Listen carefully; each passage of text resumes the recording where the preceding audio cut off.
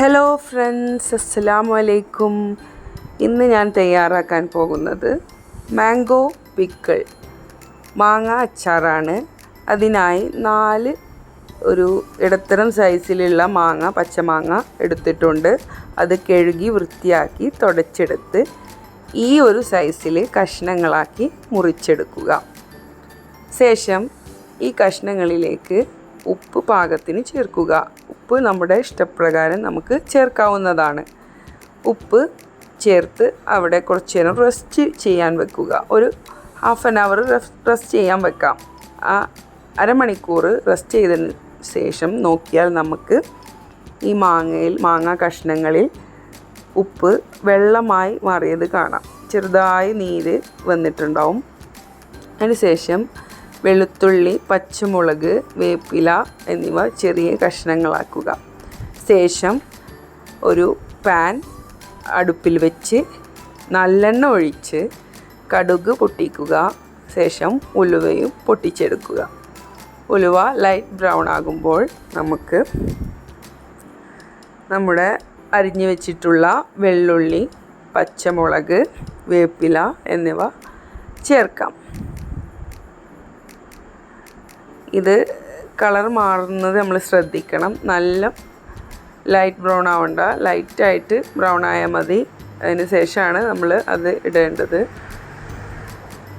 വെളുത്തുള്ളി, പച്ചമുളക്, കറിവേപ്പില എന്നിവ ഇട്ടതിന് ശേഷം വഴറ്റി കൊടുക്കുക. ഇത് ചെറുതായി ഒന്ന് മൂത്ത് വരുമ്പോൾ നമ്മളതിലേക്ക് മുളക് പൊടിയാണ് ചേർക്കേണ്ടത്. മുളക് പൊടി വലിയ 3 ടേബിൾ സ്പൂൺ അല്ലെങ്കിൽ വലിയ 4 ടേബിൾ സ്പൂൺ നമുക്ക് ചേർക്കാവുന്നതാണ്. 4 മാങ്ങയാണല്ലോ നമ്മൾ എടുത്തിട്ടുള്ളത്. എന്നിട്ട് അത് ഒക്കെ കൂടി ഒന്ന് മിക്സ് ചെയ്ത് കൊടുക്കുക. മുളക് പൊടി കരിയാതെ നോക്കണം. സിമ്മിലാക്കി ചെറു തീയിലാക്കിയിട്ടാണ് നമ്മൾ ചെയ്യേണ്ടത്. ഇത് വഴണ്ട് വന്നതിന് ശേഷം നമ്മൾ റെസ്റ്റ് ചെയ്യാൻ വെച്ച മാങ്ങ കഷ്ണങ്ങൾ, ഉപ്പ് തേച്ച മാങ്ങ കഷ്ണങ്ങൾ നമുക്ക് ഇതിലോട്ട് മിക്സ് ചെയ്യാം. ഇത് മിക്സ് ചെയ്ത് എടുക്കാം. ചെറു തീയിലാണ് ഇത് ചെയ്യേണ്ടത്.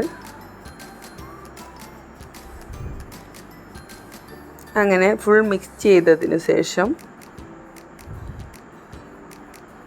നമുക്ക് വിനാഗിരി ചേർക്കാം. വിനെഗർ ചേർക്കാം. വിനെഗർ നമുക്ക് ഇഷ്ടത്തിനനുസരിച്ച് ചേർക്കാവുന്നതാണ്. നമുക്ക് എത്രയാണോ നീര് വേണ്ടത് അതിനനുസരിച്ച് ചേർക്കാം. ഞാനിപ്പോൾ ഒരു 5 ടേബിൾ സ്പൂൺ വിനെഗറാണ് ഒഴിച്ചിട്ടുള്ളത്.